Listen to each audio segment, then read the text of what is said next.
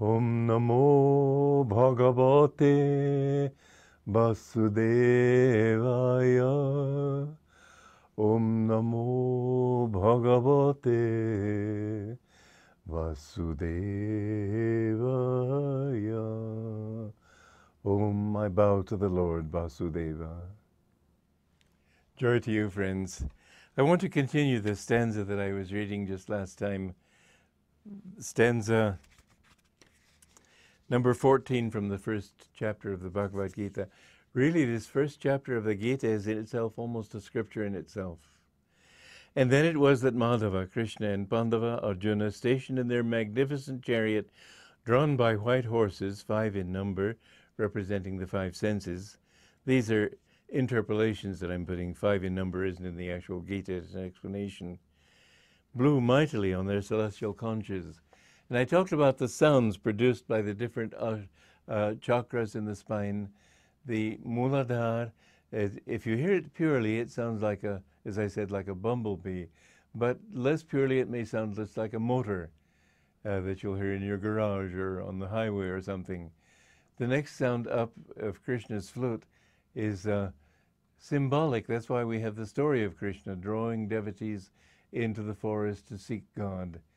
And all those stories of Krishna, beautiful as they are, they're only allegories. There is a beautiful story that the true love of God must be impersonal. A beautiful story of Krishna and Radha, his favorite female devotee. Were going in the forest one time, and Radha said, "I'm getting very tired, Master." And he said, "Would you like me to carry you?" And she was so pleased. She said, "Oh, yes, I'd love it." So she jumped up onto his back, and he disappeared, and she fell flat on her face in the mud. And she said, "Lord, forgive me, I forgot." And I didn't mean to misunderstand your love for me as personal.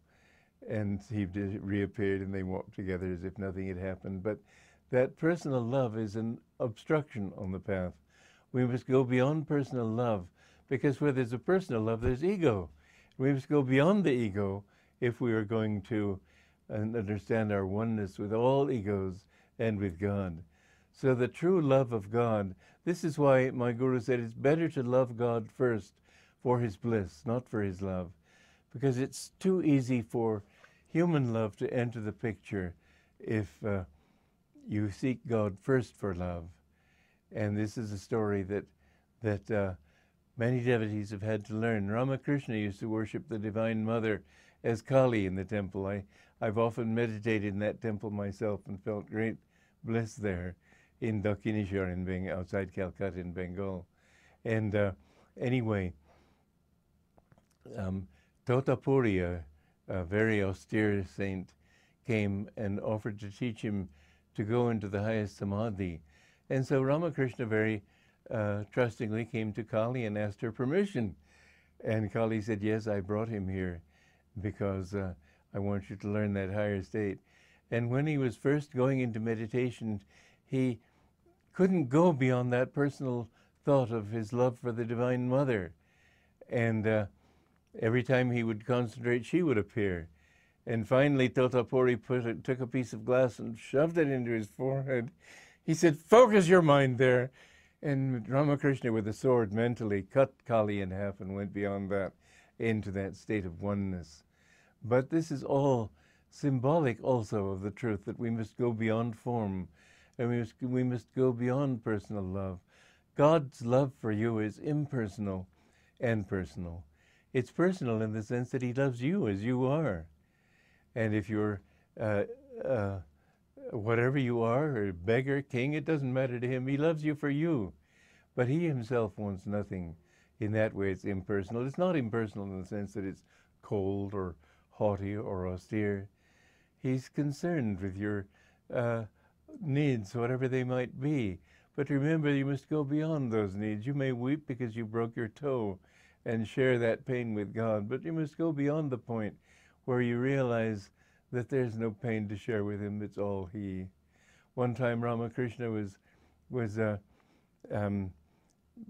being treated by a doctor and sort of saying it hurts.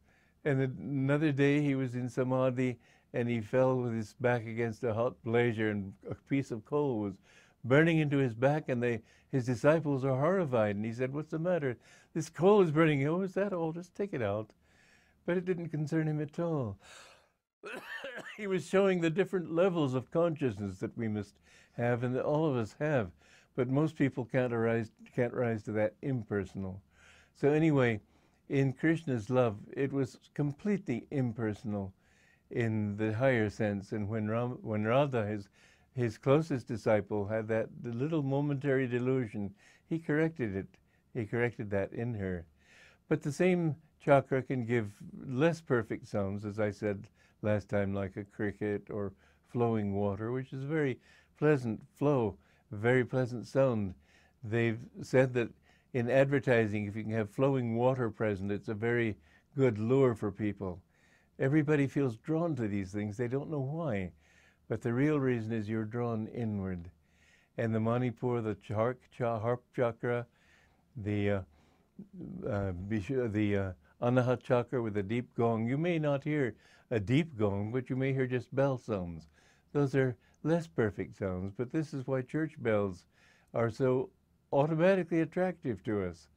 They remind us on a deeper than conscious level of our divine self within.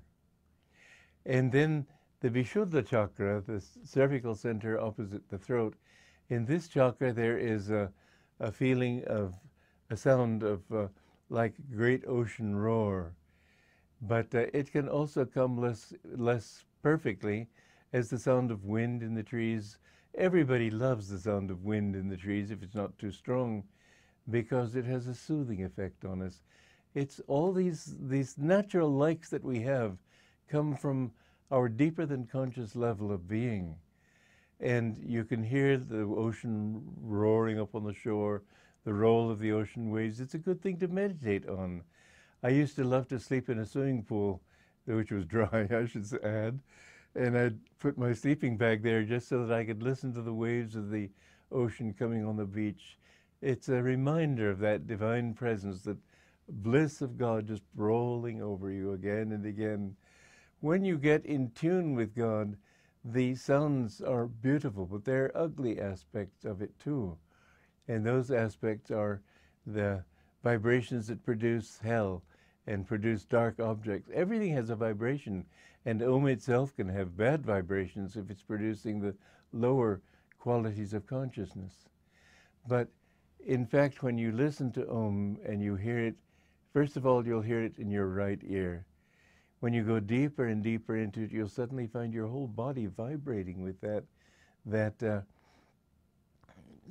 sound, that vibration.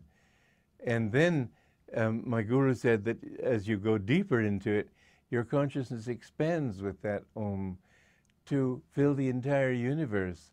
You're not separate from God. It's not that, well, finally you overcome your little ego. Now I've got to somehow become one with that ego and this ego and the other ego. And then I've got to become one with this world and other worlds. And so gradually, huff and puff, you become one with the universe. No. Once you've overcome your own sense of separateness from God, you go into that automatically.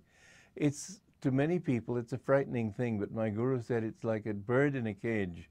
When the bird's cage the door is opened of the cage, the bird, if it's been there for a long time, is afraid to come out. Once it does come out, it rushes back in. So once you come out of your little cage in peace and stillness, then you think, oh, myself, so the breath begins to pump again, you go back in. But bit by bit, you become accustomed to coming out of that restlessness and coming out of that cage of ego. And then you begin to see, well, gee, this is not so bad. You flap your wings and finally you take off. And so your oneness with the universe is not something that will create fear in you in that state. The fear comes from the ego, but it's your natural state. And when you've attained that state, then in your little physical body, you feel the Christ consciousness. And when you can expand that Christ consciousness to the reflection of God in every atom of the universe, that still presence of God beyond the universe that underlies every atom, then you will have attained Christ consciousness. I asked my guru, when can you be called a master? He said, when you have attained Christ consciousness. Joy to you.